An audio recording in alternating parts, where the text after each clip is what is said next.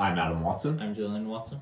This is the Darkslinger Mafia 28 Days of Christmas. Every day between Thanksgiving and Christmas Day, we're posting a Christmas video. Don't believe me? Just go look at our backlog. We should have like 26 of them posted by the time this comes up. Maybe even 27. This might be the 27th. I'm not sure. This is Sludge Red X-Mas. It's part of the Ultraverse line. Had you ever read any Sludge comics before? I don't think so.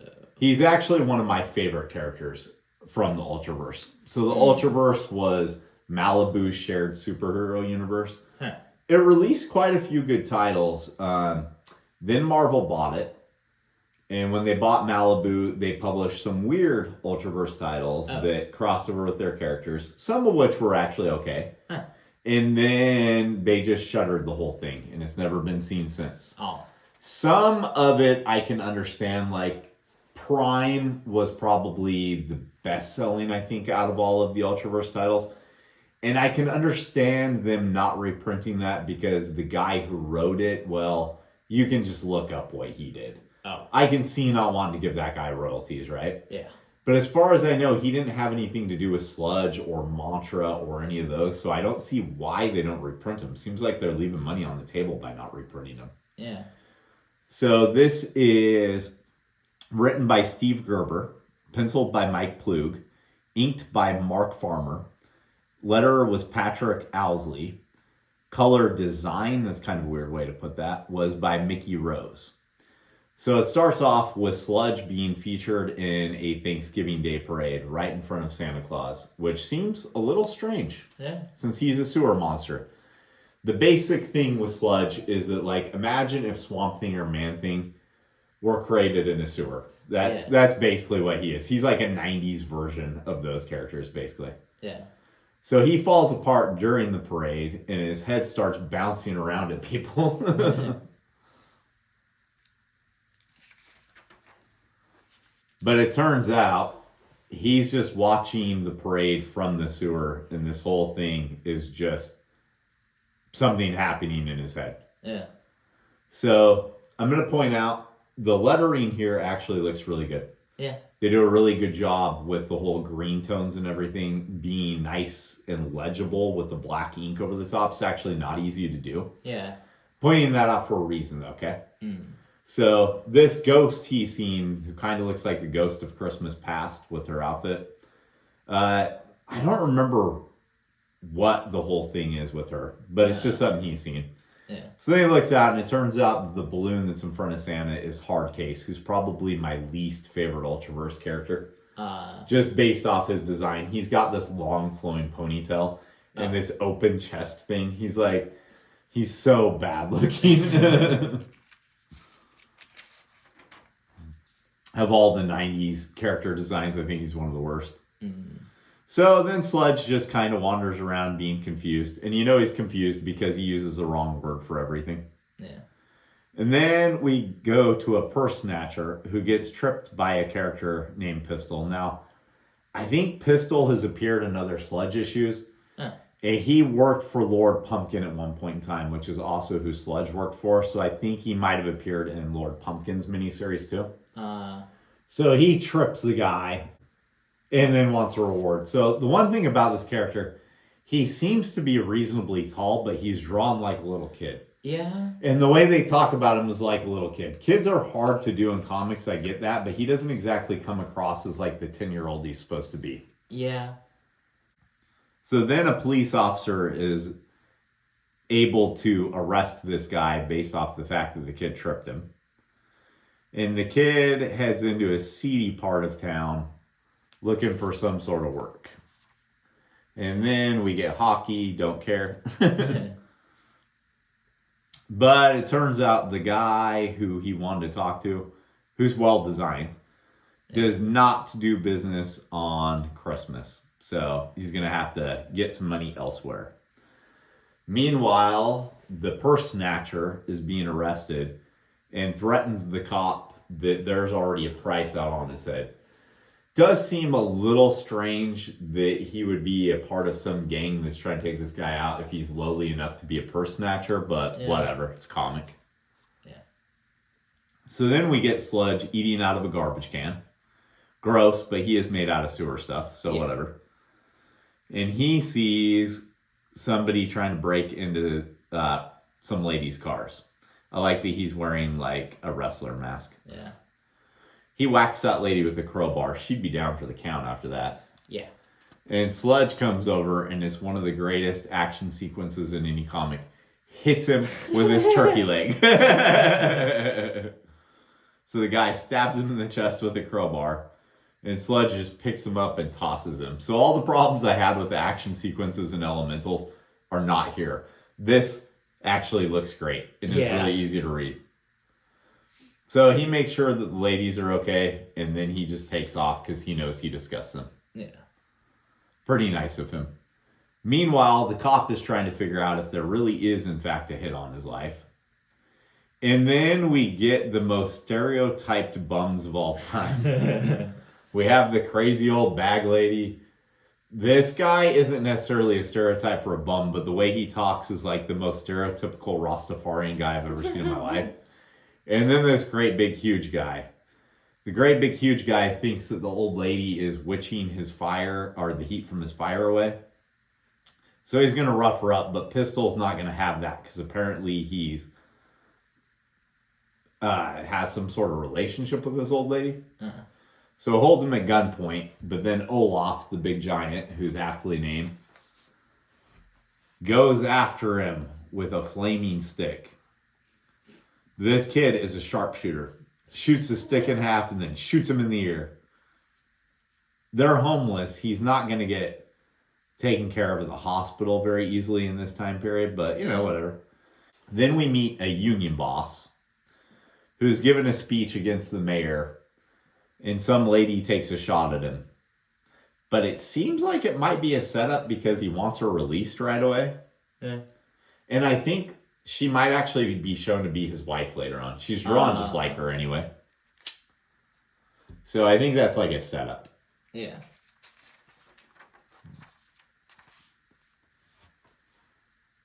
And then the kid goes and shakes down some guy, threatens to shoot him in the dick, which isn't cool.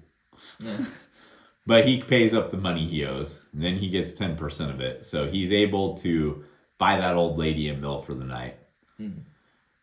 And then he hears the gang over talking about how they're going to take out this cop that arrested this guy earlier. So one thing about this character, his skin tone is not consistent in this. No.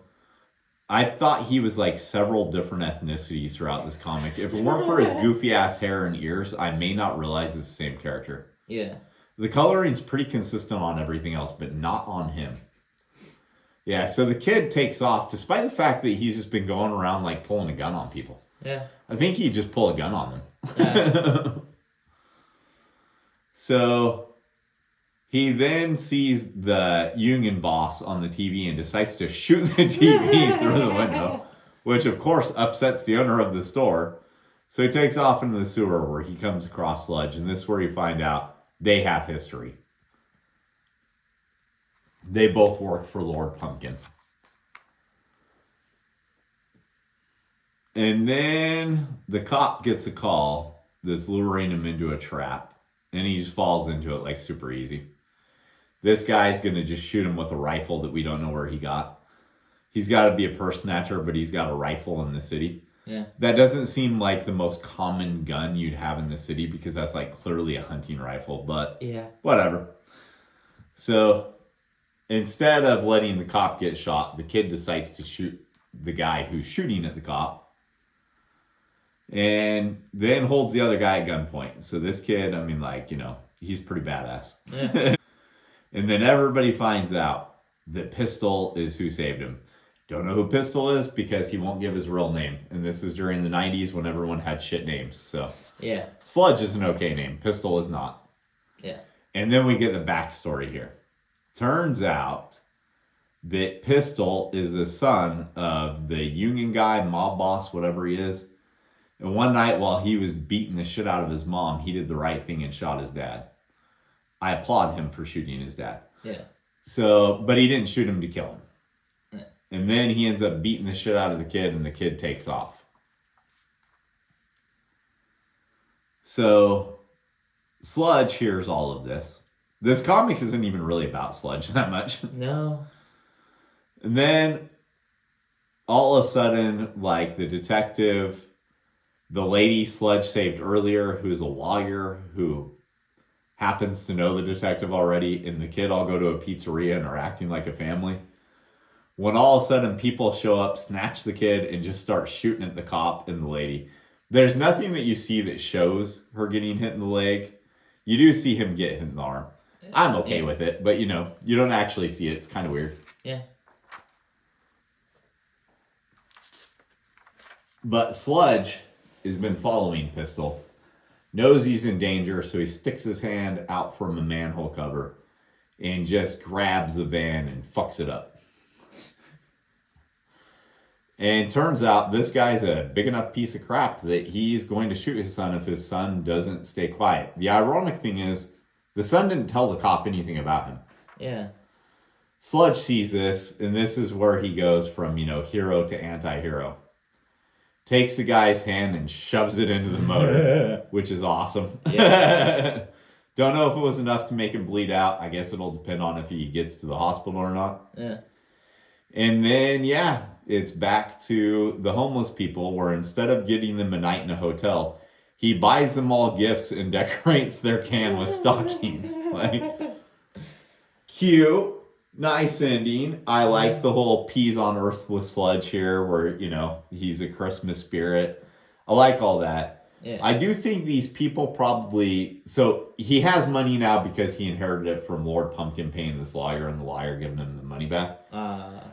But I do think, he could have used that money to, put them up in a hotel for a week or something like that. Yeah. Maybe not, a new trench coat and a boxing clown. And, but, hey, that's just me. Yeah. And then we get a pretty badass pinup where Sludge is stealing Santa's sack. And an ad that's not too bad for our case. Yeah. Yeah, so I actually missed what I was going to point out, but there's one page where they did the word balloons correctly for Sludge, but they forgot to put all the green in. Oh. That's actually what I meant to point out, but I don't remember which page it was on now. So based off this, would you read any other Sludge comics? Yeah. Yeah. I think it's one of the more enjoyable titles that came out under the Ultraverse. And they're easy to find in 50-cent bins if you want to check it out. All right. You got anything else? No. All right, let's go make some comics. This holiday season, are you looking to transform that friend or family member in your life into a comics fan, but they're being a resistant butthole about it? Try Darkslinger Comics merchandise. These are a perfect gateway drug. They'll be a nerd before they know it. We have the Chronicles of Von Helsing pint glass. Perfect for all of your holiday drinks. Who Will Save the World buttons. We had Who Will Save the World shot glasses, but we're currently sold out on those. And enamel pins featuring the mini slingers in holiday designs. We have Le Mime as Santa Claus. Inspiratu is Krampus. And Todd is Jacob Marley from A Christmas Carol. You don't have to just buy these as a gift. You can buy them for yourself too. They're available at our website, darkslinger.com. Retailers, you can order these in bulk through Comics Mainstream.